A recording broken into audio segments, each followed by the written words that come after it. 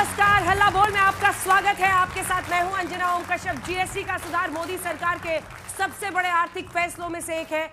GST में जो राहत देश की जनता को दी गई है वो मोदी सरकार के इस कार्यकाल में सबसे बड़ी राहत के तौर पर देखा जा रहा है। लेकिन सवाल टाइमिंग पर है, क्योंकि टाइमिंग को लेकर यह पूछा जा रहा है कि बिहार में चुनाव है क्या, इसीलिए राहत की यह भरमार है।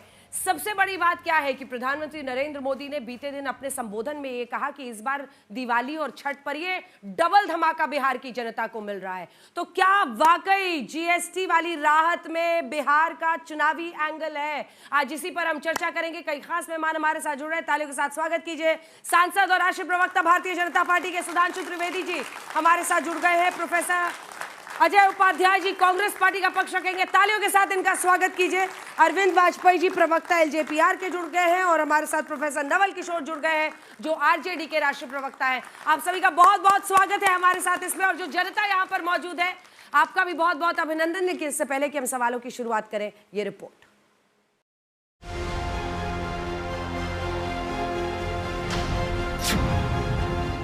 जीएसटी में कटौती का बिहार चुनाव से कनेक्शन।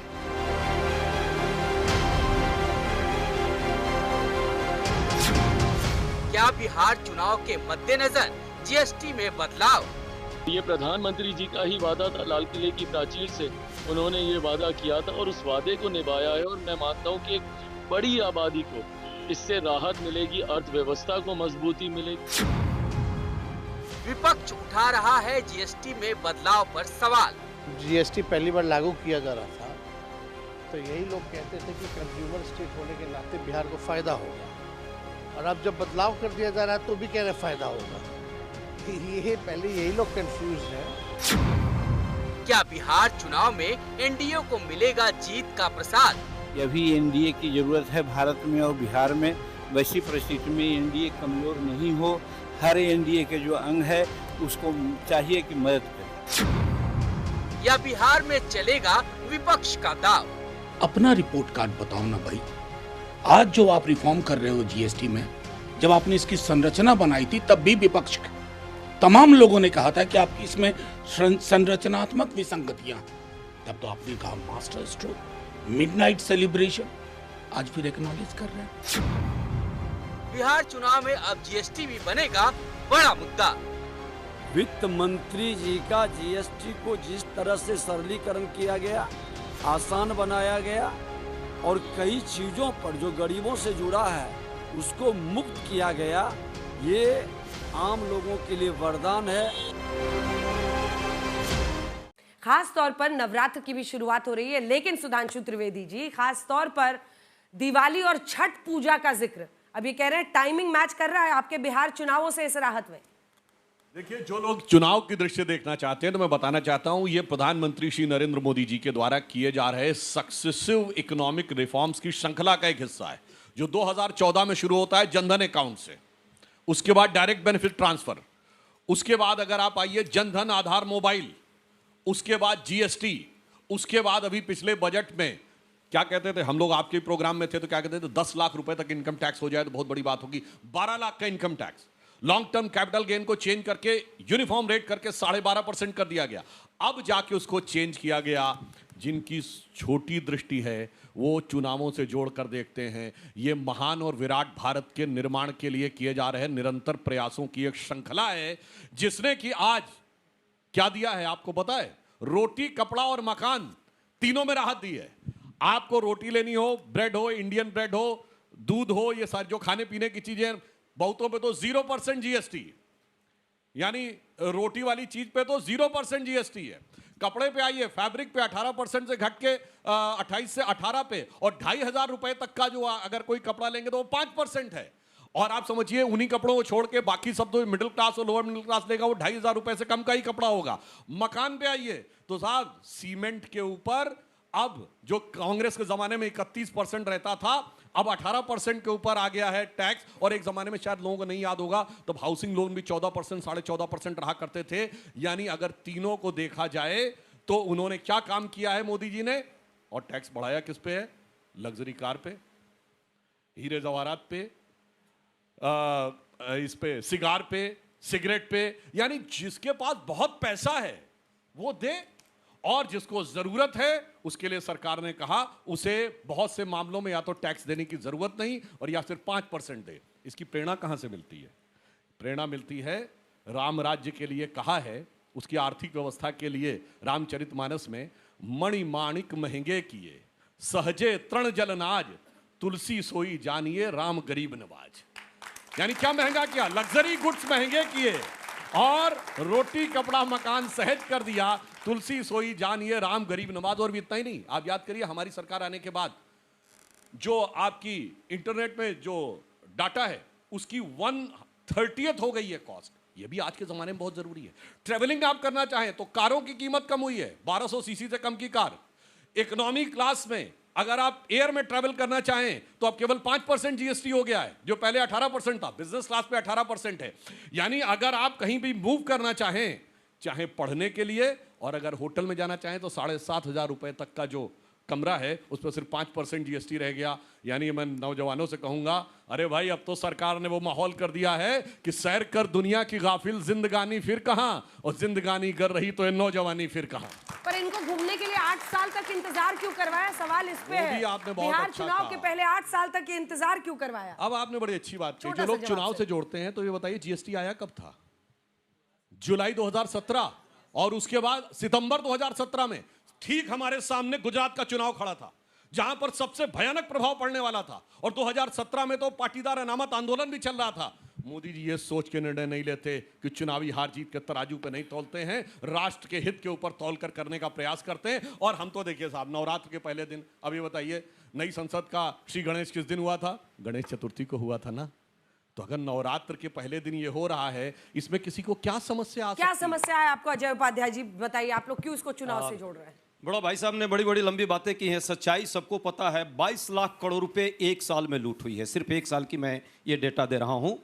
पिछले फिनेंशियल ईयर में यही जीएसटी के नाम पे 22 लाख करोड़ रुपए की लूट, और अब कहते हो कि दे दिया लंबी लंबी छूट। यही है दिखावा आपका।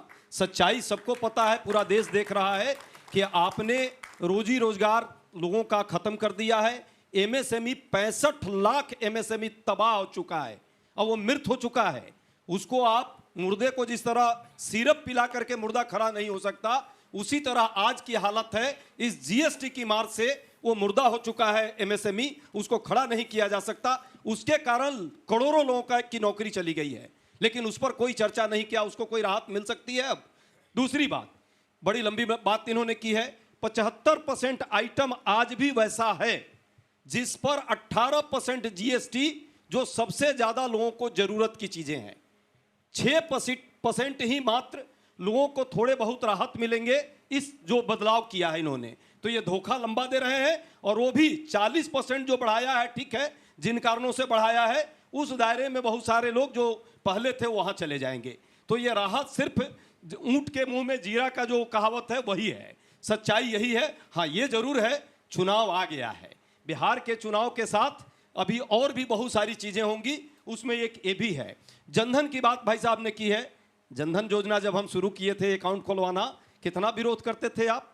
आधार की जब हम बात करते थे, कितना विरोध करते थे? यही जीएसटी का शुरुआत में क्या क्या नहीं कहा।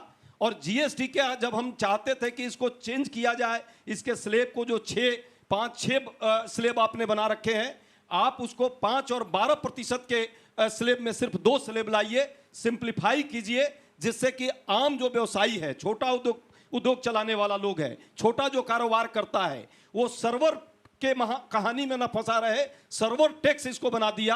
हालांकि हम लोग तो गब्बर टैक्स कहते हैं, गब्बर सिंह टैक्स, लेकिन इसके कारण उलझ कर रह गया। सिर्फ खाता वही संभालने में लग गया, किसी को कोई लाभ मुनाफा नहीं हुआ। इसके कारण बहुत सारे छोटे छोटे व्यापारी जो लोगों को 10-20 लोगों को नौकरी देते थे, उनकी नौकरी पर भी आफत आई, क्योंकि उनका व्यापार ही नहीं चल पाया। तो इतने समय तक जो पाप आपने किया, उस पाप के लिए क्या प्रायश्चित करेंगे प्रधानमंत्री जी और भाजपा के लोग? मुझे नहीं लगता इस पर चर्चा करेंगे। एक छोटा सा जवाब, फिर मैं आने में अंतिम लाइन में बोल रहा था, जो बात है हमारे नेता ने बार बार कही है कि आप 5% के दायरे में जो है वो ठीक है। बहुत सारे आइटम जो 18% पर किया है, उसको आप 12% पर कीजिए, पहली बात। दूसरी बात, जब इतनी बात है तो पेट्रोल डीजल के दाम क्या कम हो रहे हैं किसी को? महंगाई दर की तो बात करते हैं, अभी देखिएगा महंगाई दर पर लंबी चर्चा करेंगे, बहुत कम हो गया। प्रधानमंत्री जी ने वो लाल किला के प्राचीर से कहा गरीबी कम हो गई, लेकिन अभी भी चावल और आटा बांटना पड़ रहा है कितने लोगों को, 80 करोड़ लोगों को, और अभी भी महंगाई दर कम है। तो क्यों नहीं इसको और आपने कम किया है? इसको तो आपको 12% पर करना चाहिए था। जवाब दीजिए। देखिए कैसे झूठ बोलते हैं भाई, पेट्रोल और डीजल तो जीएसटी में है ही नहीं, क्योंकि कोई भी राज्य कोई राज्य तैयार नहीं था। अब देखिए सभी राज्य करेंगे, अब अगला झूठ सभी राज्य करेंगे, सबसे ज्यादा आपका राज्य। सुनिए, जीएसटी काउंसिल में जो भी निर्णय होता है वो सर्वसम्मत से होता है, बहुमत से नहीं होता है। 2017 से आज तक जीएसटी काउंसिल में सारे राज्यों के वित्त मंत्रियों के सिग्नेचर से होता है। सदन के पटल पर वित्त मंत्री भी रख चुकी हैं। एक चीज में रिटन प्रोटेस्ट इनके पास नहीं है, ये होती है राजनीति कि जीएसटी काउंसिल के अंदर तो समर्थन करना क्योंकि मेरे भी राज्य को ये चाहिए, और डिबेट में आकर हल्ला मचाना और आकर कहते हैं गब्बर सिंह टैक्स था। अब तो स्थिति ये है कि ये इतना अच्छा लगने लगा, कहते हैं हाँ अब तो ठीक है, वो हम ही ने पहले कहा था तब आपने किया। वो शोले में एक डायलॉग था ना, गब्बर सिंह कोई बकरी का बच्चा है जो दौड़े और पकड़ लिया, मतलब अब गब्बर सिंह बकरी का बच्चा नजर आने लगा, अब बड़ा बढ़िया नजर आने लगा। हकीकत ये है कि गब्बर सिंह टैक्स नहीं, अब जो मोदी ने चेंज किया ये ग्रेट सेविंग टैक्स हो गया है, इसको हमें समझना चाहिए। और मैं लास्ट में एक और बात कहूं, ये 2011 में जब आया था इनके जमाने में तो स्टेट्स में डिवैल्यूएशन की व्यवस्था ही नहीं थी जीएसटी के एक्ट में, इसीलिए कोई राज्य इनके साथ नहीं था। ये यूपीए के एक घटक दल का नाम बताएं जो इनके साथ खड़ा हो जीएसटी में 2011 में, चाहे ममता बनर्जी हो चाहे लेफ्ट हो। मगर मैं लास्ट में एक बात और कह दूं, आज हम उस मुकाम पे हैं, रेट ऑफ इन्फ्लेशन महंगाई दर 1.5%, रेट ऑफ ग्रोथ 7.8%, यानी विकास की दर महंगाई की दर की 5 गुना। मैं चैलेंज करके बताता हूं, कभी इनके जमाने में कभी रही हो तो बताइए। और आज स्थिति क्या हो गई, डोनाल्ड ट्रंप का भी बयान आया है कि हमने तो लगता है भारत और रूस को खो दिया है। हमने दृढ़ता के साथ मोदी ने खड़े होकर वो समय दिखाया है कि जिसे एक पंक्ति में कहूं कि स्वप्न देखा था कभी वो आज हर धड़कन में है। एक नया भारत बनाने का इरादा मन में है और बढ़ रहे हैं हम प्रगति की ओर, जिस रफ्तार से कर रहा है विश्व भी हमको नमन उस पार से। एक सेकंड अजय जी, सवाल भी जुड़ा हुआ है, आपने 22 लाख करोड़ की लूट बताया जीएसटी को, तो रेवेन्यू पर क्यों रो रहे हैं आपकी राज्य सरकारें? अगर ये लूट थी तो आपकी राज्य सरकारें भी लूट कर रही थी। बहुत अच्छा प्रश्न किया है, यही तो जवाब नहीं देना चाहते। इनकी भी राज्य सरकारें गुहार कर रही है कि हमें जो है हमारा जो रेशनलाइज करके हमारा जो शेयर बनता है वो शेयर दीजिए। और सभी राज्य सरकारों में, तो भाजपा की राज्य सरकार की भी बात कर रहा हूं, वो भी मांग कर रही थी इसी में। इसलिए पहला झूठ यहां पे प्रस्तुत किया गया कि राज्य सरकार विरोध नहीं कर रही है। राज्य सरकार लगातार डिमांड कर रही है कि रेशनलाइज हो और संघवाद की जो संरचना है वो इसके साथ पूरी हो। शेष लगा करके इन्होंने 22% तक का शेष लगाया था, बेशक अभी इन्होंने विड्रॉ किया है। दूसरी बात, ये कहावत हमारे यहाँ है कि जाड़े में भी बिल्ली जो है घर लौटाती है। चुनाव आ गया है भाई, इसलिए लौट रहे हैं, सारे चीजों को रिटर्न कर रहे हैं। लेकिन सच है कि जो बात कर रहे हैं कि 8% का ग्रोथ रेट, 1.5% की महंगाई दर, सब चीज ठीक हो गई, तो 80 करोड़ लोगों को मिडिल क्लास का हमारा आपका टैक्स का पैसा लेकर के क्यों उनको मुफ्त में आप राशन दे रहे हो भाई? जब सब ठीक हो गया है तो राशन की जरूरत नहीं है। रोजगार पर रोजगार 7.8 है, आपने 8 पहुंचा दिया, खुश हो जाएंगे। आपने 0.2 का इनको फायदा दे दिया। देखिए एक बात सिर्फ कह दूं, एक तो चलो इन्होंने स्वीकार कर लिया कि भेदभाव नहीं है, क्यों करें, हमारी राज्य सरकार भी डिमांड कर रही, बिल्कुल सही बात है। कोई राज्य सरकार पेट्रोल डीजल नहीं देना चाहती है, इसलिए इस बात के लिए इनको बधाई देना चाहता हूं। नहीं, वो पूछ रहे 80 करोड़ जनता को मुफ्त 80 करोड़ का पूरी बात बोलो मेरे भाई। गया अगर 80 करोड़ लोगों को राशन मिल रहा है तो 1 अरब 4 करोड़ लोगों के पास स्मार्टफोन भी तो है। आज 92 करोड़ लोगों के पास ब्रॉडबैंड का कनेक्शन भी तो है। अब आप सोचिए 1 अरब 40 करोड़ की आबादी में अगर 20-25 करोड़ आप बच्चों को हटा दें तो 1 अरब 15 करोड़ में आप 80 करोड़ हटाइए तो इसका मतलब 45 करोड़ लोग ऐसे हैं जिनके पास स्मार्टफोन है उस 80 करोड़ में से। इसीलिए मैं कह रहा हूं इनको हर चीज में स्मार्टफोन भी छीनना चाहते हैं, डाटा रखना है। ये बताइए ना, आपके आप उनसे छीनना चाहते हैं क्या? स्मार्टफोन छीन लीजिए आपके बीच में, आप छीनना चाहते थे। अब सुनिए, छीनने का आप जवाब देता हूं। राहुल गांधी बोले थे ना, हम सारा जनसंख्या का आर्थिक सर्वेक्षण कराएंगे, जिनके पास ज्यादा है उनसे लेकर गरीबों को देंगे। जब इनकी सरकार थी बड़ा इनकी सरकार थी तो 14 करोड़ लोगों के पास स्मार्टफोन थे। अगर सबसे लेके छीन के दे दिए होते, आज सबके पास नोकिया होता 20 साल पुराने वाला। आज 1 अरब 4 करोड़ लोगों के पास स्मार्टफोन है। पहले क्रिएशन करिए फिर डिस्ट्रीब्यूशन करिए, मगर ये क्रिएशन डिस्ट्रीब्यूशन में नहीं, डिस्ट्रक्शन में विश्वास रखते हैं। अरविंद जी जल्दी से, क्या बिहार के चुनाव पर टारगेट है? क्योंकि अब दिवाली की, छठ पूजा की बात हो रही है। देखिए, जीएसटी कोई खाली बिहार के लिए जोड़ रही है जो आप कह रहे हैं कि बिहार से चुनाव इसलिए अनाउंस कर दिया। जीएसटी पूरे देश पर लागू होगी। और मैं पूछता हूँ कि जीएसटी इन्होंने क्यों नहीं लागू की थी? आके हम लोगों ने लागू की। जब जीएसटी लागू की थी 17-18 में, तो उस वक्त कलेक्शन था 7,19,000 करोड़, और अब कितना है? 22 लाख करोड़। 22 लाख करोड़ कम होता है, और ये इन्होंने कहा कि 22 लाख लूट लिया। वो पैसा कहाँ गया ये तो सोचिए। गरीब गुरबा के लिए वेलफेयर स्टेट जो होता है उसका पहला फंक्शन है। 25 लाख करोड़ का बजट है हमारा गरीब गुरबा के लिए। तो लूट नहीं कहते, इसको कहते हैं कि अंतिम आदमी की झोली में पैसा जाना चाहिए। इनको 80 करोड़ को अगर मुफ्त राशन दे रहे हैं उसमें ऐतराज है? क्यों विरोध करते हो? जीएसटी का विरोध करोगे तो आपको अपने आप मार पड़ेगी बिहार में। देखिए, हमने तो तीर निकाल दिया कमान से। अगर आप अपने पांव पे कुल्हाड़ी मारना चाहते हैं तो उसका विरोध करेंगे, और आप बिहार में आपको नतीजा नजर आएगा। देखिए, सरकार ये कह रही है 7.8% जो जीडीपी है, 1.5% महंगाई है, हमारी मजबूत आर्थिक स्थिति है, और इसीलिए सरकार इतने रेवेन्यू को फोरगो करने के लिए तैयार है। तो इस पर अगर उनको लाभ मिलेगा चुनाव में तो इसमें गलत क्या है? नहीं, लाभ बिल्कुल माइक लाभ बिल्कुल मिलना चाहिए। लेकिन आप देखिए तो बिहार की हालत इन्होंने 20 साल में क्या कर दिया है।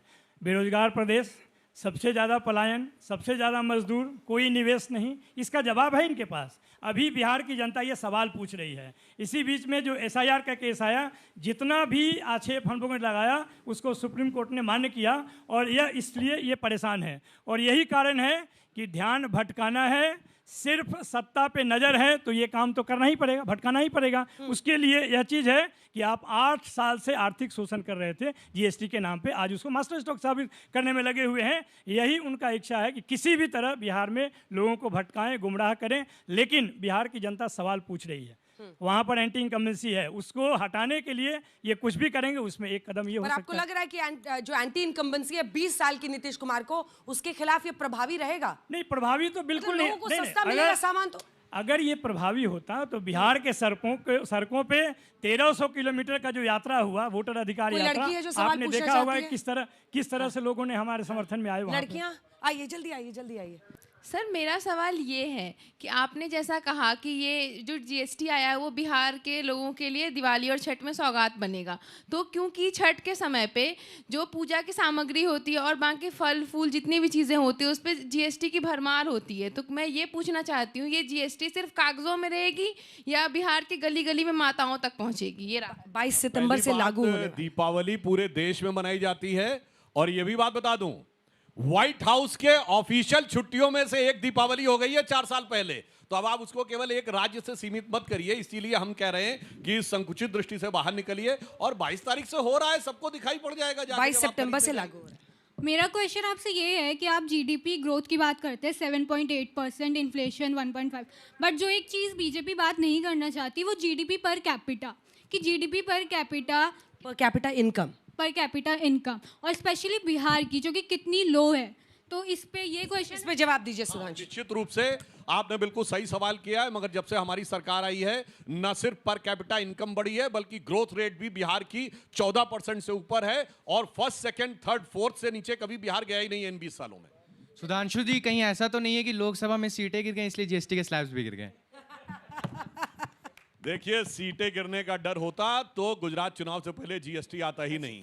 मैंने कहा ना, मोदी जी इन चीजों से वो करते, और लोकसभा चुनाव हुए तो कहानी बहुत पुरानी हो गई भैया। उसके बाद तो हरियाणा हुआ, महाराष्ट्र हुआ, दिल्ली हुआ, और बताइए वो लोग जो 99 के खुमार में थे वो चोर वोट चोरी बोलने लगे। मैं इनसे एक बात पूछना चाहता हूं, ये बताइए, पहले कहते थे ईवीएम हैक है, कोनो बटन दबाओ तो बीजेपी को वोट चला जाएगा। अगर ईवीएम हैक थी तो फिर जरूरत क्या थी वोटर लिस्ट बदलने की? या तो वो झूठ था या ये झूठ है। हकीकत है कि सब कुछ झूठ। जब जीएसटी आया तो उससे पहले वैट था।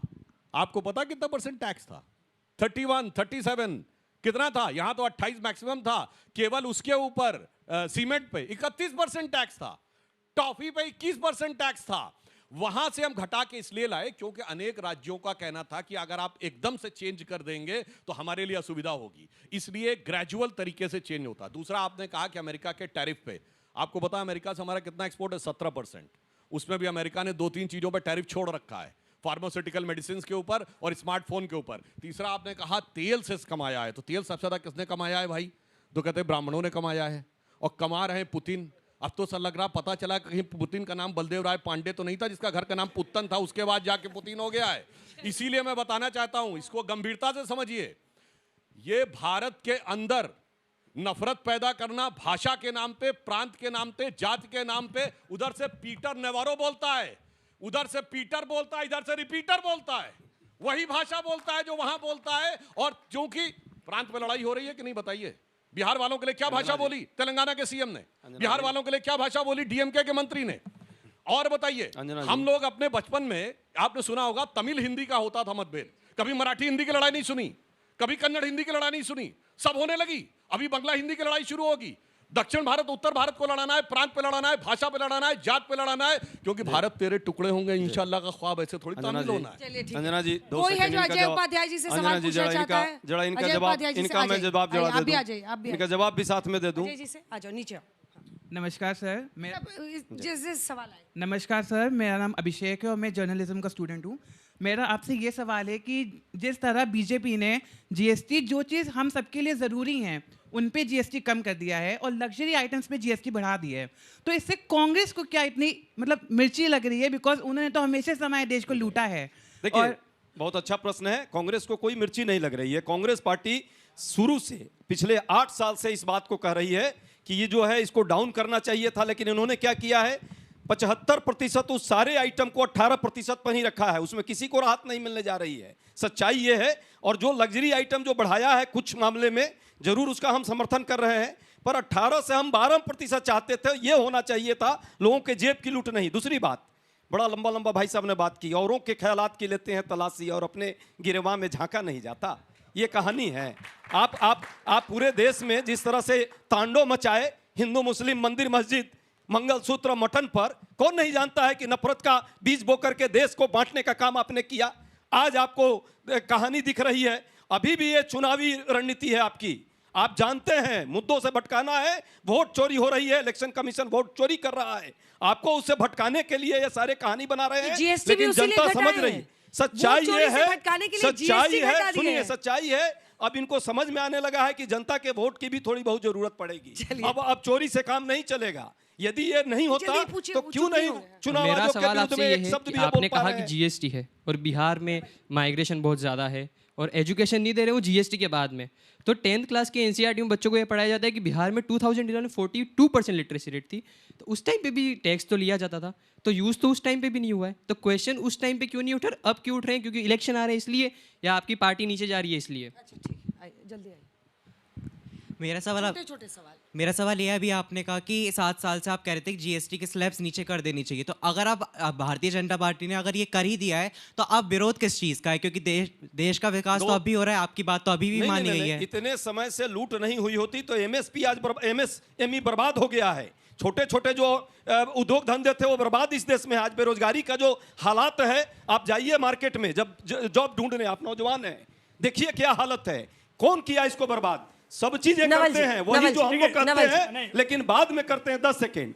और नोटबंदी हुई, मास्टर स्ट्रोक, 2000 का नोट बंद कर दिया, फिर मास्टर स्ट्रोक, काला कानून लाया, मास्टर स्ट्रोक, 7-16 की मौत हुई, बंद हुआ, फिर मास्टर स्ट्रोक। वही हाल जीएसटी में, इतने दिन से लूट रहे थे, मास्टर स्ट्रोक है, अब कम कर दिया तो कहते हैं ये भी मास्टर स्ट्रोक। इतना ही नहीं, नमस्ते Trump master stroke, howdy Modi master stroke, वो अब कहानी बना रहा है तो उसमें भी मास्टर स्ट्रोक है। उनको भी बोल जिनपिंग के साथ टिकटॉक बंद किया तो मास्टर स्ट्रोक, और जिनपिंग के साथ पिंग कर रहे हैं तो भी मास्टर स्ट्रोक। ये है क्या? ये क्या दर्शा रहे हैं? नवल जी जीएसटी के मुद्दे पर जो उसका सवाल था, उन्होंने डायरेक्टली पूछा कि आरजेडी पर बताया कि उनका शासन में नहीं है। हम आपको बताना चाहते हैं कि हमने लगातार सामाजिक न्याय से आर्थिक न्याय के मुद्दों पर काम किया है और पिछले 17 महीने में जो सरकार आई थी उसमें नौकरी पर सबसे ज़्यादा काम हमने किया है, बेरोजगारी को मिटाने का हमने प्रयास किया है। और आरजेडी के विषय में यह भी जान लीजिए कि लगातार या तो रूलिंग पार्टी रहा है नहीं तो अपोजिशन पार्टी रहा है। 22 सीट आया तब भी हम सिंगल लार्जेस्ट पार्टी थे, 78 और 80 था तब भी थे। तो जनता ने हमको नहीं नकारा है, हमने तो लगातार जो काम कर रहे हैं पिछले 2 बार हो जाते हैं बीच बीच में। नहीं वो तो उनका काम ही है, अलट पलट करते ही रहते हैं। लेकिन हमने बिहार के मुद्दों फिर इस बार मौका लगा फिर गले लगा लीजिएगा। नहीं बिल्कुल नहीं, वो तो साफ तौर पे कहा गया है और अब वो अपने आप में है भी नहीं, अब कब्जे में है। या तो उनके इर्द गिर्द में जो लोग हैं वो कब्जा करके रखे हैं या अधिकारी कब्जा करके रखे हैं या इनके पास है। और जब तक आपके पास थे तब किसका कब्जा था? देखिए जनता का सपोर्ट हमारे पास है और लगातार दिखा है। इसका भी आपको एक दृश्य दिखा इस बार जब हम वोटर अधिकार यात्रा पर निकले थे। अरविंद जी, चुनावी लाभ होगा, चुनावी लाभ का फायदे क्यों नहीं होगा? तो टाइमिंग ऐसी है ना, क्यों नहीं होगा? क्या जानबूझ के ऐसा चुनावी खाली बिहार में नहीं होगा? वोट चोरी से भटकाने के लिए जीएसटी लेकर आए। वोट चोरी का एक इंसिडेंट इन्होंने नहीं दिया। कौन सा बूथ हमने लूटा, किस कॉन्स्टिट्यूंसी में गड़बड़ हुई, किस बूथ में कितने वोट डाले, कहीं कुछ नहीं। सिर्फ एक मुद्दा इनके पास है, एसआईआर। और एसआईआर में क्या हुआ? सुप्रीम कोर्ट ने जो छोटी मोटी गलतियां थी, इरेगुलरिटीज थी, उसको दूर कर दिया। तो इनका मुद्दा तो टाइटा फिक्स हो गया। वोट चोरी कहने से थोड़ी हो जाएगा। चुनाव आयोग मान लिया छोटी मोटी थी। राफेल में 65 लाख का हिसाब नहीं रहा, छोटी मोटी थी वो। और कितने जहाज उड़ाए थे बना के, क्या हुआ उसका? तो जब तक आधार कार्ड जुड़ा छोटी मोटी थी वो बात। जब तक सच्चाई नहीं होगी तब तक वो मुद्दा जनता की जेब में जाता नहीं है।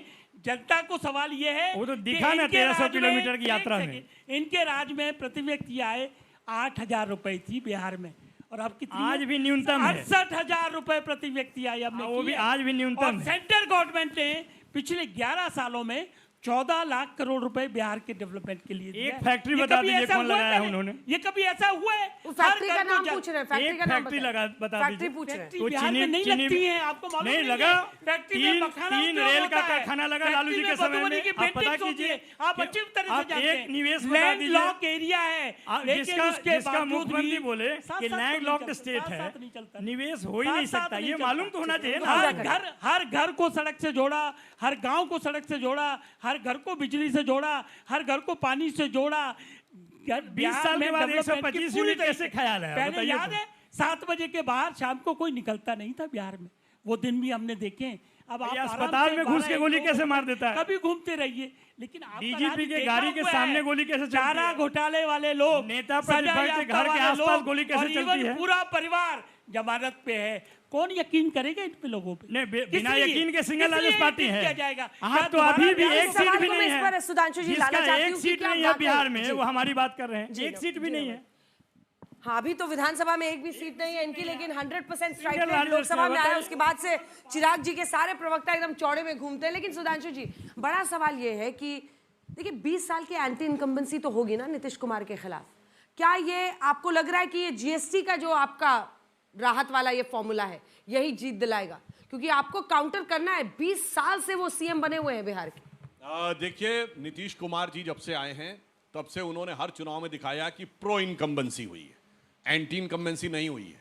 जब से मोदी जी गुजरात में आए हैं प्रो इनकम्बेंसी हुई है। भारतीय जनता पार्टी ने मध्य प्रदेश में भी लगातार जीता, प्रो इनकम्बेंसी हुई है। और मेरे राज्य उत्तर प्रदेश में तो कभी 50 साल में कभी कोई गवर्नमेंट रिपीट नहीं हुई थी, विद एन एक्सेप्शन ऑफ 1984। वो प्रो इनकम्बेंसी हुई है, क्योंकि आप परफॉर्म करते हैं तो जनता आपके साथ खड़ी होती है। जो लोग इस भरोसे रहते हैं फिर भी सबसे ज्यादा बेरोजगार, तो हमारे अपने आप हो जाएगा दिल्ली के भाग, फिर भी सबसे ज्यादा पलायन। बोलिए, ये तो बता तो दीजिए पलायन क्यों हो रहा है, सबसे ज्यादा मजदूर क्यों है? अब आपकी बारी आएगी तब बोलिएगा, ये लोग आपके बीच में नहीं। बिहार में पलायन बड़ी महत्वपूर्ण समस्या है।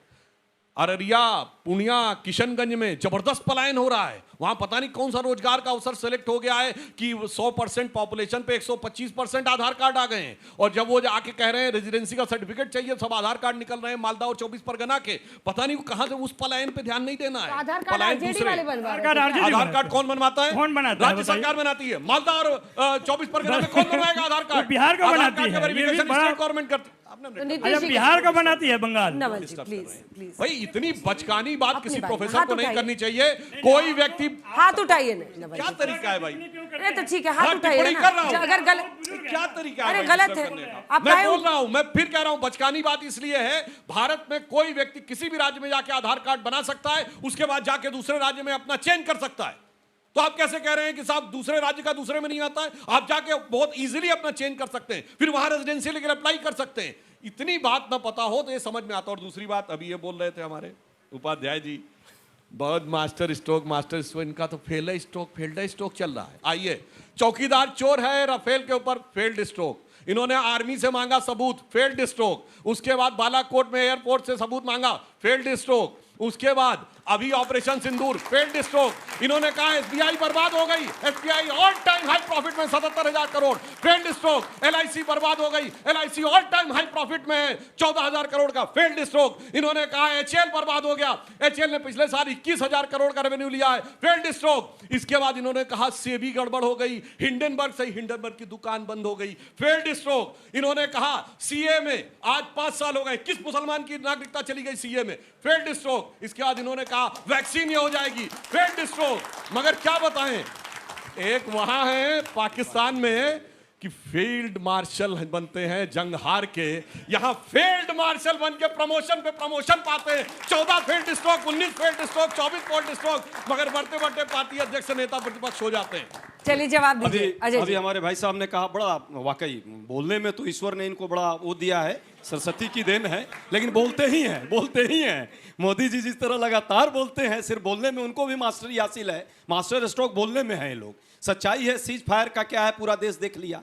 सीज फायर क्यों हुआ, कौन जनता नहीं जानती है। जब हम पाकिस्तान पे कब्जा करने की स्थिति में हो सकते थे, इन्होंने कहा रुक जाओ भाई रुक जाओ। अब किसने कहा, मैं नहीं कहूँगा, आजकल संबंध अच्छा नहीं चल रहा है, प्यार का रिलेशन अब वो गड़बड़ हो गई है। हाँ, ये एक बात जरूर है, 25% का जुर्माना इस देश पर किस कारण से, रशियन तेल के कारण से अमेरिका ने लगाया। ये कहावत हमारे यहाँ है ना, खेत खाए गदहा अमार खाए जुलाहा। अरे समझो यार, इस देश के नागरिकों पर वो 25% का जो जुर्माना लग रहा है, और खेत कौन वो खा रहा है? न्यारा का नाम आपने नहीं सुना होगा, गुजरात की कंपनी है। और रिलायंस 45% जो है वो तेल वहां से लेकर रसा से, और वो खेल चल रहा है यूरोपियन यूनियन में, और लाभ कमा रहा है 2 कंपनी। मोदी जी का मित्र हो सकता है, लेकिन उसके लिए देशवासियों को इतना बड़ा जो है प्रहार बन रहा है। हमारा कटन उद्योग बर्बाद होने के कगार पर है, हमारी मशीनरी यदि नहीं जाएगी तो प्रोडक्शन जो है रुक जाएगा। उसमें काम करने वाली माता बहन हमारी बहुत सारी हैं, उनके नौकरी चले जाएंगे, बच्चों के फी नहीं जमा होंगे। इनको इसकी चिंता नहीं है। ये तो मास्टर स्ट्रोक खेलने वाले लोग हैं ना, इन्हें तो बस एक बार ऐसा कर दीजिए जिससे जनता का कोई लेना देना नहीं, बस इनके मित्रों की भलाई हो। हिंडनबर्ग याद आया है इनको। अरे भाई याद कर लेते, वो सेल कंपनी वाला खेल भी 25,000 करोड़ का अडानी जी का, एक बार कम से कम सीबीआई ईडी का कोई चपरासी ही उनके यहाँ भेज देते, वहां नहीं याद आती है। हाँ, विपक्षी नेताओं पर भेजना हो, 193 नेताओं के यहाँ इन्होंने भेज करके छवि बिगाड़ो योजना का काम किया। और सबको पता है चुनाव चोरी के ये सब मास्टरी इन लोगों को है, मास्टर स्ट्रोक के चुनाव चोरी में कर रहे हैं, और ये दिखावे का खेल कर रहे हैं ताकि आई वास किया जा सके। जनता अब समझने लगी है, और एक ही नारा बिहार के गली में, गांव में, एक सड़कों पर आ रही थी आजकल, वोट चोर गद्दी छोड़, यही नारा है। और ये आने वाले समय में नारा पूरे देश में आएगा, क्योंकि सबको पता है 2023 में जिस तरह इन्होंने कानून बदला है, और चुनाव आयोग को बचाने के लिए जितनी भी वो चोरी कर रहे हैं, आपने फेल्ड स्ट्रोक पे कुछ बोला ही नहीं। फेल्ड स्ट्रोक पे पिछली बार क्या बोल रहे थे, चोर वाला नारा के बिना तो आपका चुनाव, सवाल सुनिएगा कि नहीं, चोर के बिना आपका कोई नारा तो आता नहीं है। 19 में एक नारा था ना आपका चोर वाला, चला ही नहीं। छोड़िए, चल देखिए, नारा चलना चलाना नहीं है, जब चोरी ही हो रही है तो नारा कैसे चलेगा? बताइए ना। मैं कह तो रहा हूँ, नोटबंदी मास्टर स्ट्रोक था, नोटबंदी मास्टर स्ट्रोक था क्या? लोगों का रोजगार खत्म हुआ, मास्टर स्ट्रोक था क्या? स्टेप बाय स्टेप बताते हैं भैया। 2014 से पहले यूपी बिहार में बड़े कद्दुम तीर मार रहे थे, तब तो हमारी सरकार नहीं थी, तब तो ना वोट चोरी हो रही थी, ना ईवीएम हैक हो रही थी। 2014 में 282 पाके हम आए, यूपी बिहार में 90% लोकसभा सीटें जीती। और कोई भी व्यक्ति कह सकता है पिछले 10 सालों में भारतीय जनता पार्टी का सामाजिक ग्राफ, भारतीय जनता पार्टी का ज्योग्राफिकल ग्राफ, प्रधानमंत्री मोदी जी की लोकप्रियता बढ़ी है, इसमें कोई किंतु परंतु नहीं। मगर देखिए फेल्ड स्ट्रोक फिर कैसे बोल गए। ट्रेड के ऊपर डील अगर हुई होती, सीज फायर पे बोले, तो फिर सीज फायर वाली बात सही होती। अब तो साबित हो गया ना, तो माफी मांगनी चाहिए। इसका मतलब भारत नहीं झुका था, इसलिए यह बात साबित हुई। दूसरा देखिए फील्ड स्ट्रोक क्या बोले, कहते टैरिफ से भारत के नागरिकों पर, भाई साहब टैरिफ अमेरिका ने लगाया है, अमेरिका में जो चीज बिकेगी वो महंगी होगी। भारत का नागरिक कहां से नजर आता? पढ़े लिखे हो गए, राहुल गांधी के प्रभाव से बुद्धि क्या हो जाती है वो समझ सकते हैं। इसलिए मैं इनसे कहना चाहता हूं, पूरा करने दे, अपने टर्न में मैं बता रहा हूं, हमारे यहां कपड़ा उद्योग प्रभावित होगा, हमारे यहां लेदर का उद्योग प्रभावित होगा, मगर हमारे यहां फार्मास्यूटिकल इलेक्ट्रॉनिक्स आइटम को उसने 0 टैरिफ पे रखा हुआ है। और अभी सुनिए, अभी भी हमारे trade and commerce minister Piyush Goyal ji ने कहा है, बात हो रही है, अभी चिंता मत करिए, आने वाले समय में जैसे WTO के जमाने में भारत बढ़ के निकला, इस फ्री ट्रेड एग्रीमेंट के जमाने में भारत बढ़ के निकलेगा। इनके लिए एक लाइन कह दूं, जो ये कहे थे सीज फायर से लेके आज तक, वो बोले थे ना राहुल गांधी, नरेंद्र, और उसके बाद वो वाली भाषा तो खैर पाकिस्तान की आर्मी और आतंकवादियों ने भी नहीं बोली थी, पर इनके लिए एक लाइन कह दूं, तू लगातार यही गलती करता रहा कि खोट तो तेरे अंदर था, पर तू नरेंद्र करता रहा। चलिए इसका जवाब दीजिए, फिर नवल जी आपके पास छोटा सा जवाब। वाकई मैं भी इनको विद्वान अभी तक मानता था, लेकिन अब कह रहे हैं कि ये टैरिफ से भारत को हानि नहीं होगी, जो 25% का जुर्माना लगा है। आश्चर्य लगता है भाई, ये क्या कह रहे हैं कि नौकरी लोगों की नहीं जाएगी, जबकि आज तक सभी नौकरी जाएगी या नहीं जाएगी, ये प्रश्न क्या है, इसमें क्या दिक्कत है? तो जुर्माना लगा रहा है, वो भी इनके लिए मास्टर स्ट्रोक है। अरे ये क्या कर रहे हो आप भाई, इतने पढ़े लिखे हो, इस बात को समझो कि न्यारा के लिए और रिलायंस के लिए देश अपनी कुर्बानियां नहीं देगा, देशवासी और राष्ट्र हित के लिए लोग कुर्बानी देगा। आपके लिए मित्रता सर्वोच्चता है, हमारे लिए देश राष्ट्र हित सर्वोच्चता है, ये दोनों में अंतर है, इसको आपको पहचानना पड़ेगा। और देश सुनिए, कौन देश को कुर्बानी देगा क्या नहीं, तो मैं बताना चाहता हूँ। हाँ, इंदिरा गांधी ने कुर्बानी दी, राजीव गांधी ने कुर्बानी दी, आपने क्या कुर्बानी दी है? पसीना बहाया हो स्वतंत्रता आंदोलन में, तो बता के दिखाइए। हाँ बताता हूँ। और क्या टैरिफ की ही वजह से आपने जीएसटी में अब सुनिए, घटाव किया? 2014 से पहले जिनका नाम ले रहे हैं वो लोग क्या करते थे आपके दौरे हुकूमत में? वो क्या गुमटी लगाते थे? विश्व के सबसे अमीर आदमी मुकेश अंबानी आपके जमाने में बन चुके थे, और आगे आज झूठ बोलने लगता है। आपके लिए 2014 के बाद ही देश स्वतंत्र हुआ था। इसका कोई आपने टर्न पे बोलिए, आपने अपने टर्न पे बोलिए। अच्छा मैं एक और बात कहता हूं, जाके जरा चेक करिए, एक राडिया टेप आया था जिसमें किसी उद्योगपति ने कहा था कांग्रेस पार्टी तो अपनी दुकान है। बोलिए भैया, हमारे लिए तो किसी ने नहीं कहा अपनी दुकान है, वो बोल चुके थे। और सुनिए, कांग्रेस पार्टी पर बोलिए क्या तरीका, कॉर्पोरेट लॉबीज तय करते थे किस मंत्री को कौन सा विभाग मिलेगा।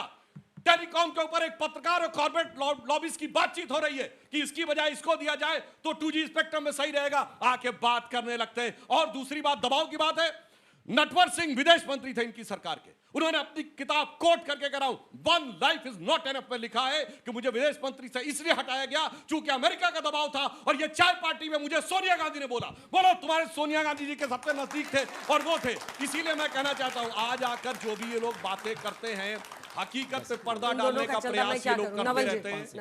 नहीं, 5 सेकंड में खत्म नहीं होगा, जल्दी करें। चूंकि बहुत सारे प्रश्न लगाए हैं, जल्दी से।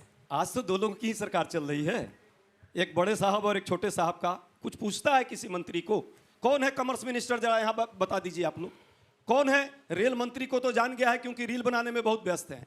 बाकी जगह कौन है इस देश में?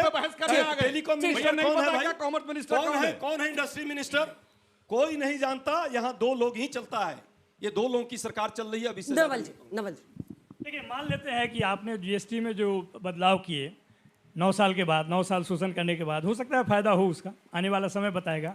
क्या बिहार की स्थिति सुधरेगी उससे?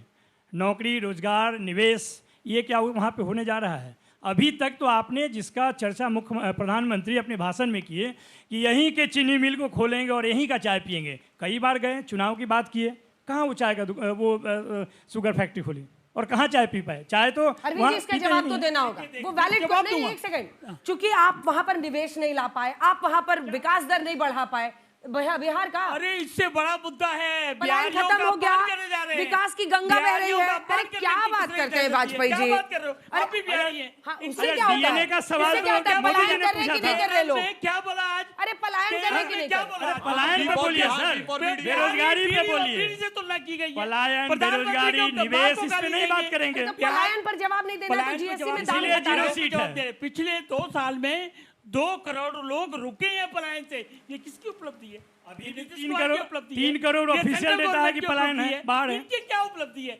बिहारियों का हमारी उपलब्धि आपको दिखा 17 महीने में। प्रधानमंत्री की मां को गाली देने की इजाजत दी जाएगी। किसने गाली दिया? चिराग बाबू की माताश्री को किसने गाली दिया? ने जब भाषण दे रहे थे, आप चिल्ला कर बोलिए कि हमको गाली दिया, तो इन्होंने कंडीशनल माफी क्या, अनकंडीशनल क्या, आपके पास कोई उपलब्धि बताने को नहीं है। पलायन तो रुका है, मैंने बताया ना आपको, रुक गया, पलायन रुका है। 3 करोड़ अभी भी पिछले 3 साल में कितने बच्चे बिहार के? हाथ उठाओ, हाथ उठाओ। देखिए अब बताइए, पढ़ने के लिए यहाँ ना पढ़ रहा है। कितने 3 साल में बीए होता है क्या? अरे 3 साल में ग्रेजुएशन होता है? अंजना एक सवाल पूछ लीजिए, डबल इंजन 3 साल में ग्रेजुएशन होता है क्या? आपको बता दीजिए केवल। प्रो इनकम्बेंसी है, एंटी इनकम्बेंसी नहीं है। जवाब और दीजिए। इसलिए आप देखेंगे एक बार नवल जी बोलिए।